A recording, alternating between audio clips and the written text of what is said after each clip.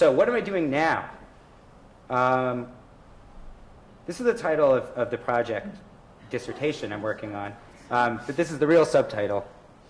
It always seems funny to present something that seems so trivial after work that is so gripping and politically engaged, but I do want to try to build towards trying to offer what might be the politics and ethics of the kind of work I'm working on. I'm interested in handheld video games, specifically the Nintendo DS, which stands for dual screen, because there's two screens. One of the reasons I've chosen to work on this is I've been working in video games for a while. I've presented a fair amount of papers on it. Teach a class at NYU, or taught a class at NYU, and will again on video game theory in general.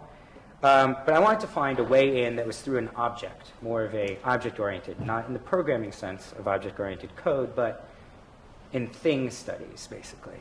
The DS is wonderfully a toy. You might know its grandmother, or its great-grandmother. Oh, look, it looks like the DS. So there also is a way in which I'm interested in a kind of hidden history of video game artifacts as opposed to codes and narratives and intellectual properties like Mario. Methodologically, my work, I got some clipping, involved using some ideas from virtual ethnography to find places where people were talking about their play with the DS. This was after a year of basically failed ethnographic research, because nobody really wanted to talk about playing it, because it is a casual game. And Jesper Juhl, who is now at NYU for the year, wrote a book called Casual Revolution, which is just about the fact that a lot of people who play video games do not identify as gamers. So going to video game conventions, none of them really use the DS. Hanging out at video game stores, they didn't really want to talk about it. So this was an interesting problem. Where do you find people who want to talk about things that they don't think are important? In some ways, I'm interested in the trivial. And I'm not interested in people, I'm interested in their practice. So this is these threads at a forum. And I load them into ethnonotes, and nothing happens, and then I just basically perform a hermeneutics on the text I create in order to find out some things that I want to talk about today. But basically my project, and I'm just really going to do a really fast overview, is in the tradition of video game scholarship, it's largely been about game space. How do we go into the screen? And I want to move it more to play space, that is to the locations, the places, and the situation in which play happens. I'm not interested in what the avatars they're controlling are doing in this picture. I'm really interested in how and where they're playing and why. In some ways, this is a move through different kinds of spaces. First, we have the arcade. And the arcade is obviously a very evocative and rich image for any of us in this program, because we all read Walter Benjamin all the time. And then there's the couch. You know, we have a lot less to say about domestic spaces in video game studies, even though almost all of the texts that people work with are from home console use, be it from the first Nintendo to the Xbox or the Wii. I'm currently interested in places that are not made for play, just as they're not made for work. Although I do think there's a difference between work and play. These include waiting rooms, or one of my respondents is a security guard. And he says, I don't have a computer. What am I supposed to do all night? Right? So this is important. There's a lot of labor that is not labor done by people with laptops or desktops. And the DS is perfect that way. It's 120 bucks. It's also importantly played by women more than the other system, and by young people, actually, I mean like real children, more than any other system. They play it at school and they get in trouble for it. I'm interested in these spaces of waiting, of where our time is not our own, of contingency, and often one of the things that I'm notice is that people play the DS for very short amounts of time, because it's not up to them how long they're going to get to play. You could really play a serious video game. But usually it says 5 minutes. This is not when you log into World of Warcraft and play for 40 hours straight.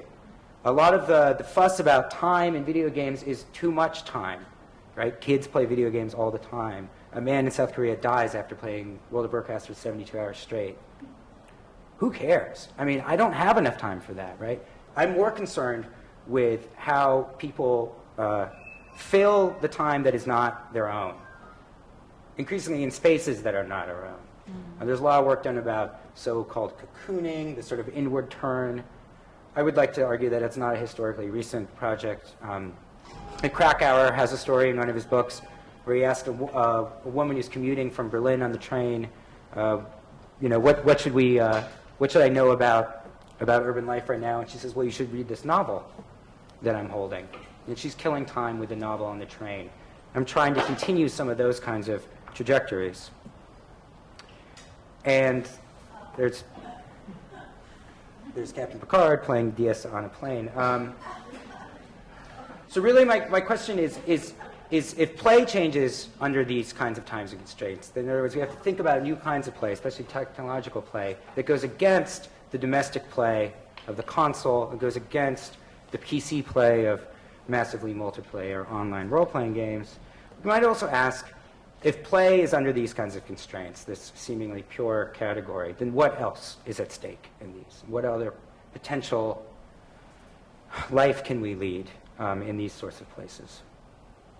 Now I'm going to just wrap up. I want to say that obviously these have to do with a range of technologies, both current and past, other game systems, some of the devices that Laura talked about.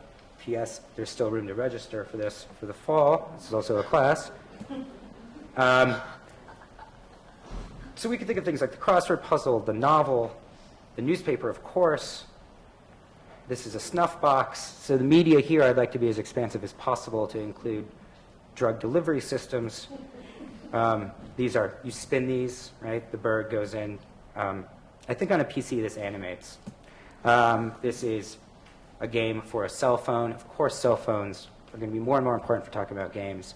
One of the reasons I fixate on the DS is that I don't have to talk about telephoning. I can really bore down to purely the ludic aspects. The iPhone, I mean, honestly, I probably play more games on the iPhone than my DS at this point. This will increasingly be another way that will change play and technological gaming. Look, my talks on it. Walkman, playing cards. Obviously, there's a whole range of these. So it's time to wrap up. And I want to thank you for bearing with me as I sort of rush through this overview. Basically, if I wanted to make the sort of gesture to talk to my co-panelists here, I think one thing that Laura's paper really did for me is it makes me have to confront what is the difference between play and labor when both are clearly so radically transformed by issues of space and time. I personally would not necessarily want to see people being able to work more easily, more often, in more places. I want more graffiti on the bus in Spain and less networking. I think that the question that this forces me to ask myself, and that I don't have a good rejoinder to, is the kind of thing Adorno might ask, which is, well, aren't people just playing whenever they can? How is that different than labor? How is that different than work?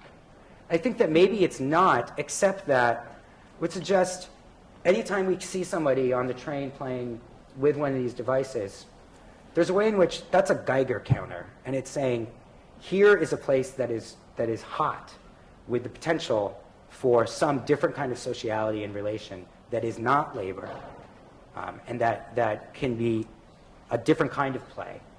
And I do not mean necessarily face-to-face interaction. Anyone who's had a conversation knows that it's not necessarily liberating, but rather that there might be a way in which we can reread urban experience and experiences in general in this time we live in as being rife with a kind of maximization of play that it's already brought to labor, which I think Laura talked about very eloquently.